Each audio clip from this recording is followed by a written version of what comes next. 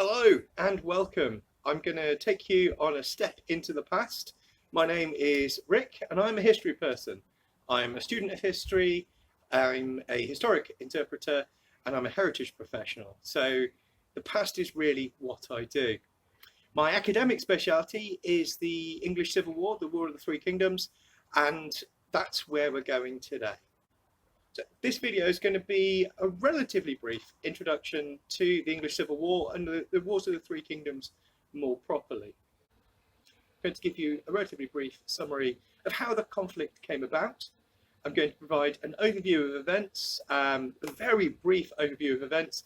Those are going to focus mostly on events in England. And this is going to give you a platform for future study.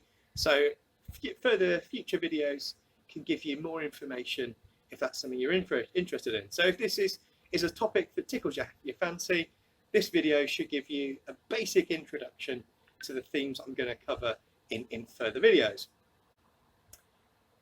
However,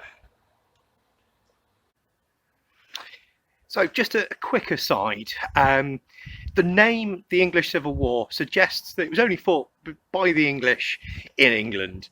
That's simply not true. It's one of a series of wars fought throughout Britain and Ireland and wherever there are British or Irish possessions, so in the Caribbean, North Africa and so on. There's a number of different sort of names that have been used for the conflict as a whole, and I like the War of the Three Kingdoms best, but some people call it the British Civil Wars.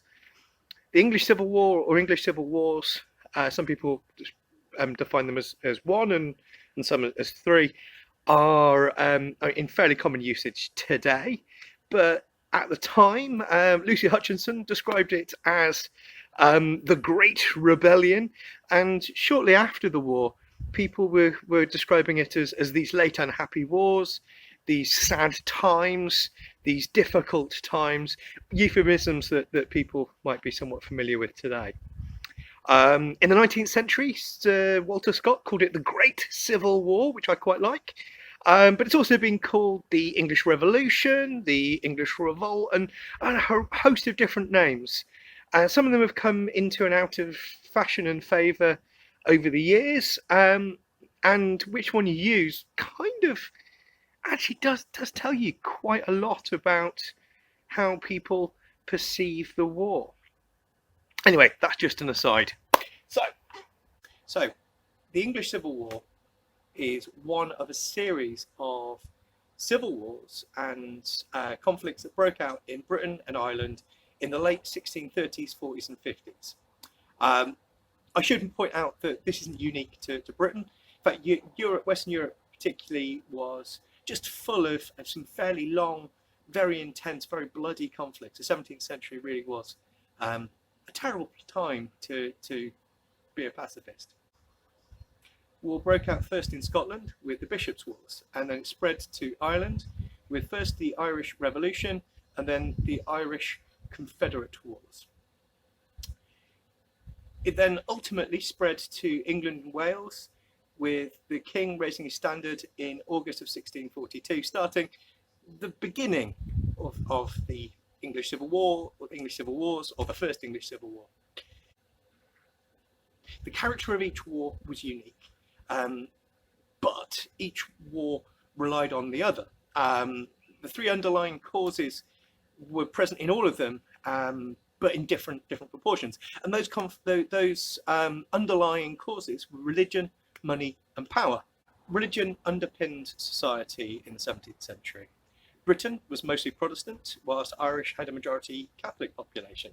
But Catholics in Ireland were a second-class citizen and were not treated well. Meanwhile, in Britain, Catholics were feared. The Gunpowder Plot was within recent memory. Worse for the Protestant population is there were two factions. The radical Protestants were godly men, the Puritans, feared Catholics particularly, but also wanted a simple relationship with God, where people like Archbishop Laud, who was Archbishop of Canterbury and favoured by Charles, fancied a more ornate church, favoured a closer relationship a more beautiful relationship to the saints and use of Latin, stained glass, and incense. Money, then as now, was important, and there was never enough for the king. In part, this was because Parliament refused to give him money at the beginning of his reign, and he did reign without them for a long time. He raised money in novel ways, so through fines, through enforced loans, through selling honours, and particularly hated was ship money. This was money raised to be an emergency tax to pay for coastal defence, but this was put on year and was raised not just on coastal counties but on the inland ones as well. Power was the third and possibly key factor. The question of who actually was in charge, who actually commanded. Parliament thought that they should have a say in the government, where the king thought that he had the divine right to rule as he saw fit. Charles and Parliament never seen eye to eye, and neither had Parliament or and the king's father, King James. Parliament was at its core a money-raising body. They raised money through taxes, and they approved the king's law. But they thought that they should have a bigger say in the country. If they were providing the money, shouldn't they have a say in how it was spent? Whenever the king asked for money, they always raised the idea of reform, which meant that the king simply didn't call them for a very long period, leaving for a period of 11 years under his personal rule, or 11 years of tyranny, depending on where you sit. So these three factors, religion, money, and power, provided combustible material that could lead to a bloody series of wars, and which did lead to them.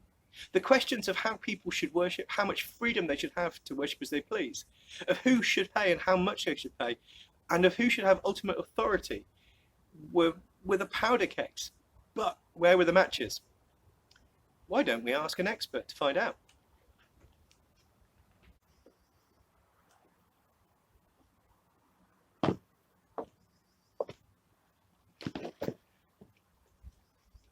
Good day. There are three questions that you've been told of, three factors: religion, money, and power. And those three things led to nearly 2 decades of fighting between 1638 and 1653.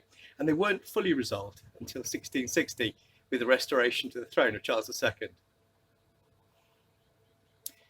Keep in mind then the power, money, and religion as themes, because this is where they really come in. Keep in mind then, power, money, and religion.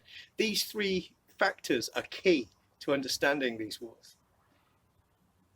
Archbishop Laud, with the approval of the king, had made various changes to the church in England.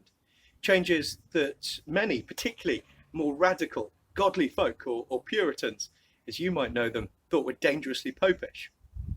As well, the king's foreign policy, which involved a lot of continental warfare, did little to support or protect Protestant states or interests. Further, as more suspicion was placed on his religious leanings by the fact that he was married to a French Catholic princess, Queen Henrietta Marie. In 1637, the king attempted to impose religious change on Scotland and religious unity across Britain. He wanted to impose a new prayer book on Scotland, something that was not popular amongst the Scots, and these changes were resisted. The resistance to the new prayer book and changes to Kirk government were something that led to violence and to revolt, something that we now call the Two Bishops' Wars. The king was forced to summon an army and led campaigns in 1639 and 1640 against the Scots. Twice he led armies and twice he was defeated. Though he had a comparable army to the Scots in terms of size, the Scottish army was more motivated and had more veterans. It had more cohesion. It was much more successful on the battlefield. After the Scots invaded and occupied northern England, the king was forced to negotiate and agreed not to interfere with the Scottish church and to pay the Scots war expenses. More of that later.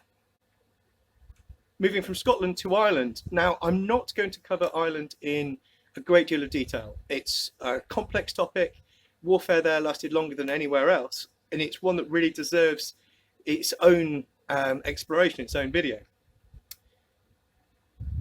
Unlike the Bishops' Wars, it doesn't play an integral part in the rest of the warfare in Britain. It's a different theatre. However, whilst events in Scotland and England were played out, in October 1641, there was an attempted coup d'etat by the disenfranchised Irish gentry, Irish Catholic gentry, who initially sought political and religious concessions. They just wanted more rights. The rising was resisted and initially failed, and that meant it developed into a much larger, more brutal, more intense conflict.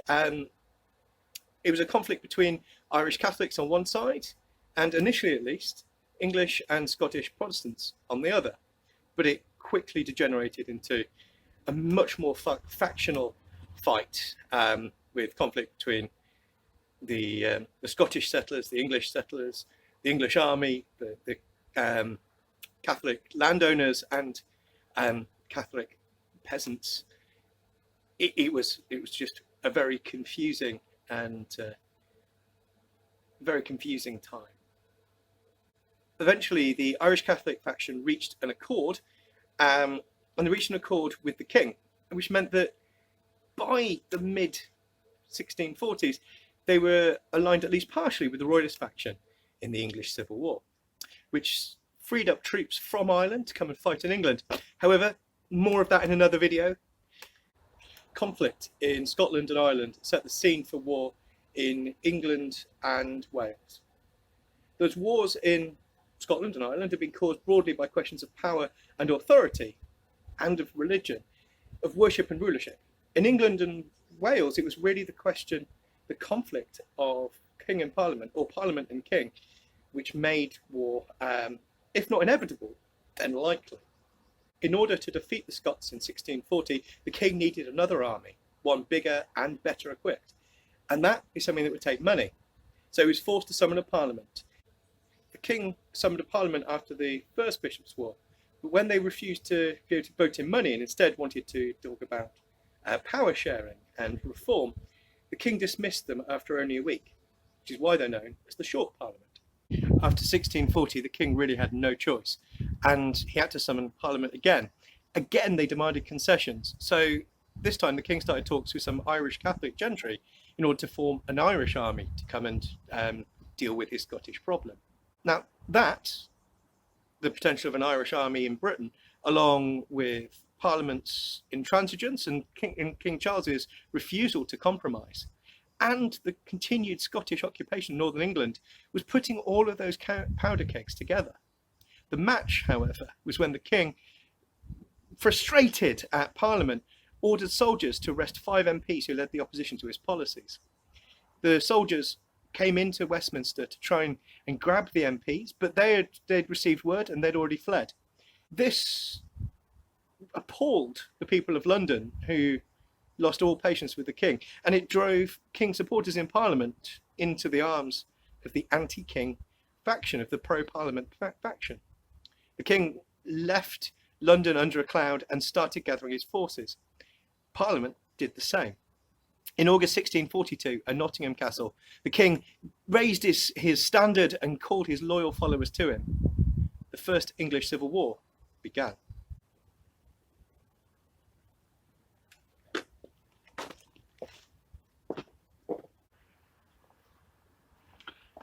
Well, I've talked quite a lot. So what was going to be one relatively short introduction and overview is actually going to be a 2-part series on the English Civil War and the Wars of the Three Kingdoms. This is the end of part 1, so don't worry, part 2 is coming straight up. Grab yourself a cup of tea, sit back and enjoy part 2. If you're going to wander away though, and that's perfectly fine if you want to, just stay safe, stay happy, and see you soon.